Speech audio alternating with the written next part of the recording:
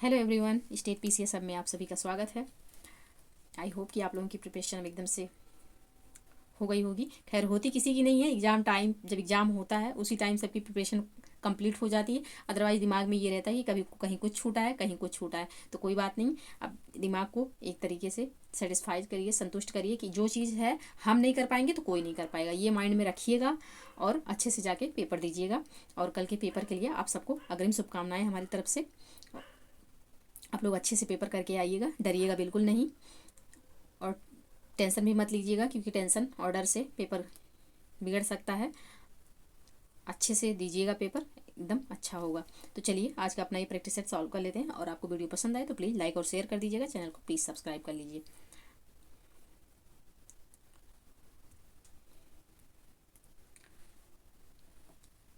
प्रश्न है, कौन गलत युग्म है? कौन सा इसमें गलत युग्म है? तो उत्तम का जो विरक्त दिया हुआ है यह गलत है। ऑप्शन डी यहाँ पे सही आंसर हो जाएगा। बाकी कीर्ति का विलोम अपकीर्ति होता है, संश्लेषण का विलोम विश्लेषण, और भौतिक का विलोम जो होता है वो आध्यात्मिक होता है। तो ऑप्शन डी यहाँ पे बिल्कुल सही आंसर हो जाएगा। नेक्स्ट प्रश्न है, कौन गलत युग्म है? कौन सा इसमें गलत युग्म है? तो छली का जो बहिरंग दिया हुआ है यह गलत हो जाएगा। अंतरंग का जो विलोम होता है वह बहिरंग होता है, छली का विलोम निश्चल होता है। तो ऑप्शन सी यहाँ पे प्रश्न के अकॉर्डिंग सही आंसर है। बाकी मूक का वाचाल बिल्कुल सही विलोम है। ऐश्वर्य का अनैश्वर्य विलोम सही है। और अब अभिज्ञ का विलोम अनभिज्ञ है, ये भी बिल्कुल सही है। तो ऑप्शन सी यहाँ पे सही आंसर हो जाएगा। नेक्स्ट प्रश्न है, नवीन शब्द का विलोम शब्द बताइए। नवीन का विलोम क्या होगा? तो नवीन का जो विलोम होगा ऑप्शन ए हो जाएगा प्राचीन। नेक्स्ट प्रश्न है, अर्वाचीन शब्द का विलोम है। अर्वाचीन का विलोम क्या होगा? तो प्राचीन हो जाएगा। ऑप्शन ए यहाँ पे सही आंसर होगा। नेक्स्ट प्रश्न है, उन्मूलन का विलोम है। उन्मूलन का विलोम क्या है? तो उन्मूलन का जो विलोम होगा वह होगा रोपण। एक चीज ध्यान रखिएगा, उन्मीलन अलग शब्द है और उन्मूलन अलग शब्द है। हमेशा हम गलती कर देते हैं। उन्मूलन का जो है निमीलन कभी नहीं होगा। उन्मूलन का खैर यहाँ तो ऑप्शन में है नहीं, अगर ऑप्शन में होता है तो गलत हो जाता है हमसे। उन्मूलन को हमेशा जानते रहिए, उन्मूलन का जो विलोम होता है वह रोपण होता है। उन्मीलन का विलोम जो होगा वह निमीलन होता है। तो ऑप्शन सी यहाँ पे बिल्कुल सही आंसर होगा। नेक्स्ट प्रश्न है,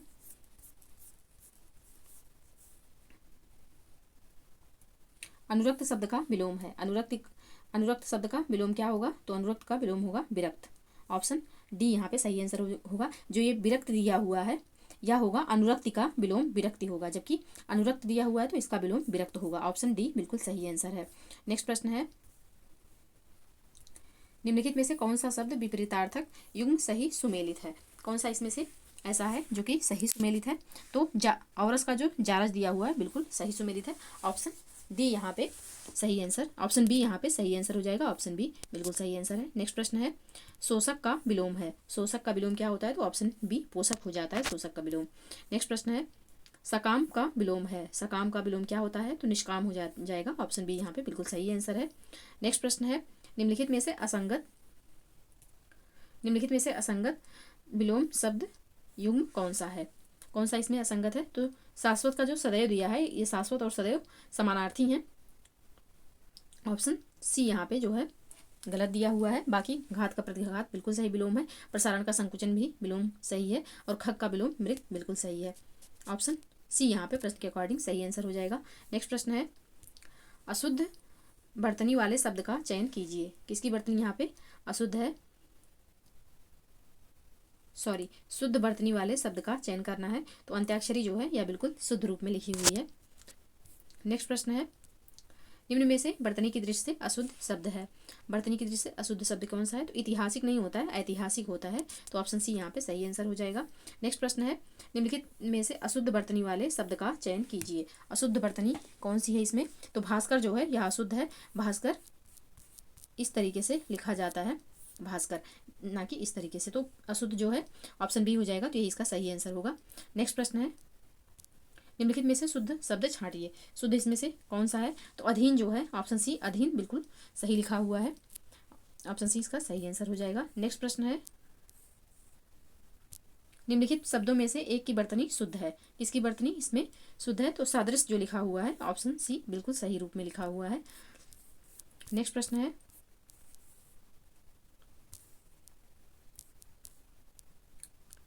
इनमें निम्न में शुद्ध वाक्य है। कौन सा इसमें से शुद्ध वाक्य है? तो मुरझाया हुआ फूल वर्षा की फुहार से अभिसिंचित अब होकर पुनः खिल उठा। तो ऑप्शन ए यहाँ पे बिल्कुल शुद्ध रूप में लिखा हुआ है। ऑप्शन ए इसका सही आंसर होगा। नेक्स्ट प्रश्न है, निम्नलिखित में से शुद्ध वाक्य का चयन कीजिए। तो परमात्मा के अनेक नाम है, यह बिल्कुल शुद्ध रूप में लिखा हुआ है। ऑप्शन डी इसका सही आंसर होगा। नेक्स्ट प्रश्न है, शुद्ध वाक्य का चयन करें। शुद्ध वाक्य का चयन करना है तो ऑप्शन डी में जो वाक्य लिखा हुआ है, साहब ने कहा है कि किसी को अंदर ना जाने दिया जाए, बिल्कुल शुद्ध रूप में लिखा हुआ है। ऑप्शन डी इसका सही आंसर हो जाएगा। नेक्स्ट प्रश्न है, निम्नलिखित वाक्यों में से कौन सा शुद्ध है। कौन सा यहाँ पे शुद्ध है। तो मैंने बाजार से सामान खरीदा, बिल्कुल शुद्ध रूप में लिखा हुआ। ऑप्शन ए इसका सही आंसर हो जाएगा। नेक्स्ट प्रश्न है, दिए गए विकल्पों में त्रुटि का चयन करें। दिए गए विकल्पों में से त्रुटि का चयन करें। तो उद्घाटन करेगा, यह जो है गलत रूप में लिखा हुआ है। ऑप्शन सी इसका सही आंसर हो जाएगा। नेक्स्ट प्रश्न है, विशेषण के 4 भेदों के सामने शब्द दिए हुए हैं, जिनमें से एक का शब्द नहीं है, उसे चयनित कीजिए। तो गुणवाचक विशेषण सुगंधित बिल्कुल सही है। परिमाणवाचक विशेषण ढाई। संख्यावाचक विशेषण कोई, यही इसका मतलब ये सुमेलित नहीं है। सार्वनामिक विशेषण कोई, यह सही है। तो इसका जो सही आंसर होगा प्रश्न के अकॉर्डिंग ऑप्शन सी हो जाएगा इसका सही आंसर। नेक्स्ट प्रश्न है, बेताल पचीसी किस विशेषण का उदाहरण है। बेताल पचीसी, तो यह समुदायवाचक विशेषण हो जाएगा। ऑप्शन डी इसका सही आंसर होगा। नेक्स्ट प्रश्न है, निम्नलिखित शब्दों में से एक विशेषण है। कौन सा इसमें ऐसा है जो कि विशेषण है। तो ऑप्शन सी में जो आर्थिक है यह विशेषण हो जाएगा। ऑप्शन सी में आर्थिक जो है यह विशेषण है। नेक्स्ट प्रश्न है, निम्नलिखित में से कौन सा शब्द विशेषण है। कौन सा इसमें ऐसा है जो कि विशेषण है।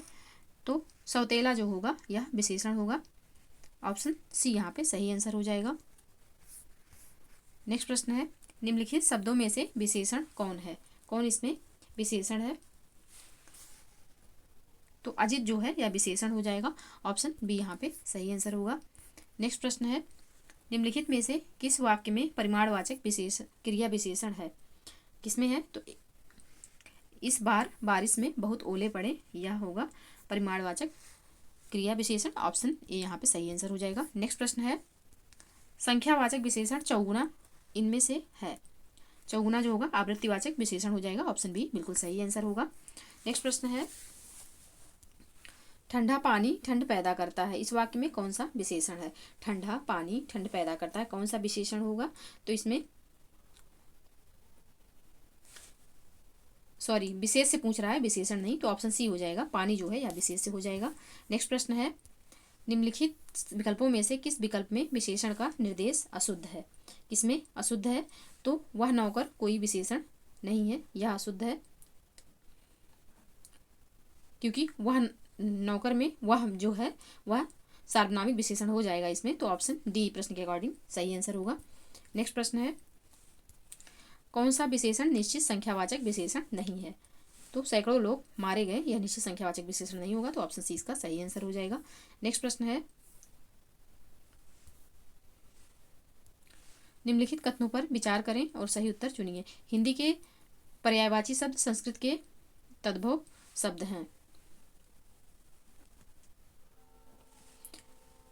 पर्यायवाची शब्द को प्रतिशब्द भी कहते हैं। जिन शब्दों के अर्थ में समानता हो उन्हें पर्यायवाची शब्द कहते हैं।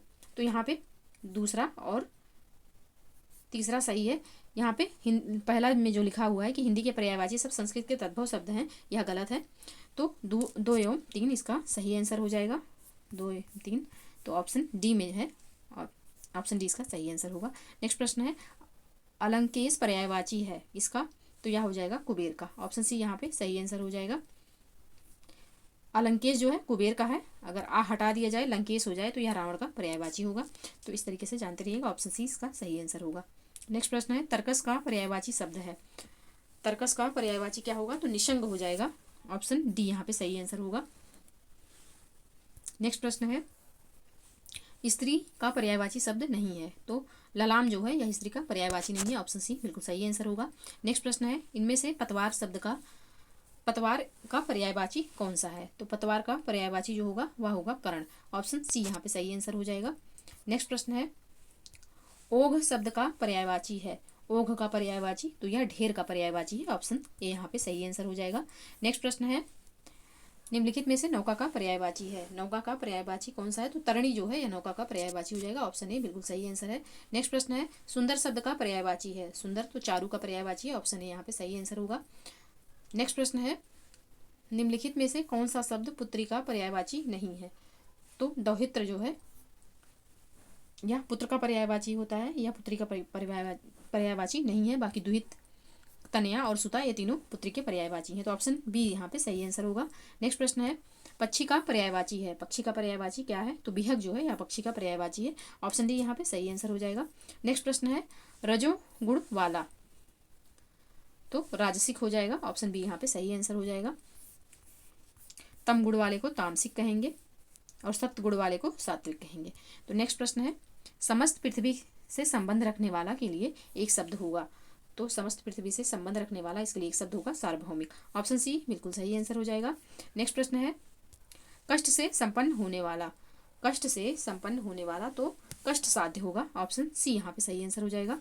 नेक्स्ट प्रश्न है, अपना हित अहित सोचने में समर्थ। वाक्य खंड के लिए सही एक शब्द है, तो इसके लिए हो जाएगा विवेकी। ऑप्शन सी यहाँ पे सही आंसर होगा। नेक्स्ट प्रश्न है, किसी कार्य के लिए दी जाने वाली आर्थिक सहायता हेतु उपयुक्त शब्द है। कौन सा? तो अनुदान हो जाएगा। ऑप्शन डी यहाँ पे सही आंसर होगा।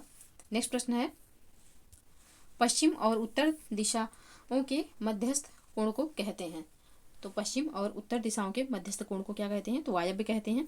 ऑप्शन सी यहाँ पे सही आंसर हो जाएगा। बाकी ईशान जो है यह उत्तर और पूर्व दिशा के बीच का जो कोण होता है उसे ईशान कहते हैं। नैऋत्य जो होता है यह दक्षिण और पश्चिम के बीच में जो कोण बनता है, यानी कि उप दिशा जो बनती है उसे नैऋत्य कहते हैं।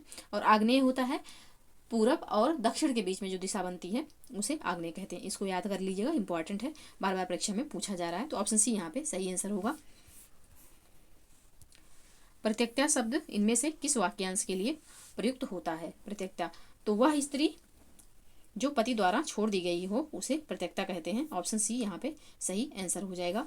नेक्स्ट प्रश्न है, जिसे यह ना जान पड़ता हो कि क्या करूं और क्या ना करूं का अर्थ है, तो उसके लिए एक सब सही जो होगा वह होगा कि किंग कर्तव्य विमूढ़। ऑप्शन सी यहाँ पे सही आंसर होगा। नेक्स्ट प्रश्न है, निश्चित रूप से घटित होने वाला वाक्यांश के लिए एक शब्द होगा। निश्चित रूप से घटित होने वाला, तो इसके लिए जो एक शब्द होगा वह होगा भवितव्य। ऑप्शन डी यहाँ पे बिल्कुल सही आंसर होगा। नेक्स्ट प्रश्न है, नगर में रहने वाला को कहा जाता है। तो नगर में रहने वाला जो होता है यह होता है नागर। ऑप्शन डी यहाँ पे सही आंसर हो जाएगा। नागर का एक और अर्थ निकलता है, नागर मतलब चतुर भी होता है। तो ऑप्शन बी इस प्रश्न का सही आंसर हो जाएगा। नेक्स्ट प्रश्न है, मुद्रिका तत्सम रूप है, तो मुद्रिका हो जाएगा। ऑप्शन डी यहाँ पे बिल्कुल सही आंसर होगा। नेक्स्ट प्रश्न है, कटहरा शब्द का तत्सम रूप होगा, तो काष्ठगिरी हो जाएगा। ऑप्शन सी बिल्कुल सही आंसर है। नेक्स्ट प्रश्न है, सुष्टि का तद्भव शब्द है। सुष्टि का तद्भव शब्द क्या होगा? तो ऑप्शन बी हो जाएगा सूंठ। नेक्स्ट प्रश्न है, करपट का तद्भव रूप कौन सा है? करपट का तद्भव रूप कौन सा होगा? तो ऑप्शन डी हो जाएगा कपड़ा। नेक्स्ट प्रश्न है, सुई का तत्सम रूप है। सुई का तत्सम रूप क्या होगा? तो ऑप्शन सी हो जाएगा सूची। नेक्स्ट प्रश्न है, निम्न में तद्भव शब्द है। तद्भव शब्द कौन सा है? तो दही जो है यह तद्भव शब्द है। इसका जो तत्सम होता है वह होता है दधी। नेक्स्ट प्रश्न है,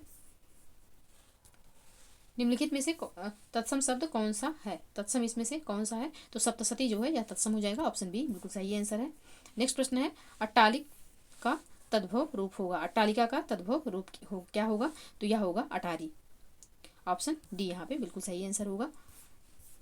नेक्स्ट प्रश्न है,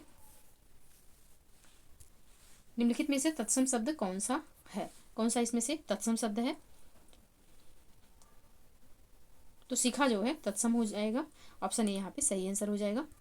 नेक्स्ट प्रश्न है, निम्नलिखित में से कौन सा शब्द तत्सम नहीं है? कौन सा ऐसा है जो कि यहाँ पे तत्सम नहीं है? तो पानी जो है यह तत्सम नहीं है। ऑप्शन सी यहाँ पे सही आंसर हो जाएगा। तो ये रहे 60 प्रश्न हमने सॉल्व कर लिया। आपको वीडियो पसंद आए तो प्लीज़ लाइक और शेयर कर दीजिएगा। और आप लोगों को एग्जाम के लिए ढेर सारी शुभकामनाएं और ऑल दी बेस्ट। पेपर अच्छे से करिएगा। मिलते हैं नेक्स्ट वीडियो में, तब तक के लिए पढ़ते रहिए, स्वस्थ रहिए। जय हिंद, जय भारत।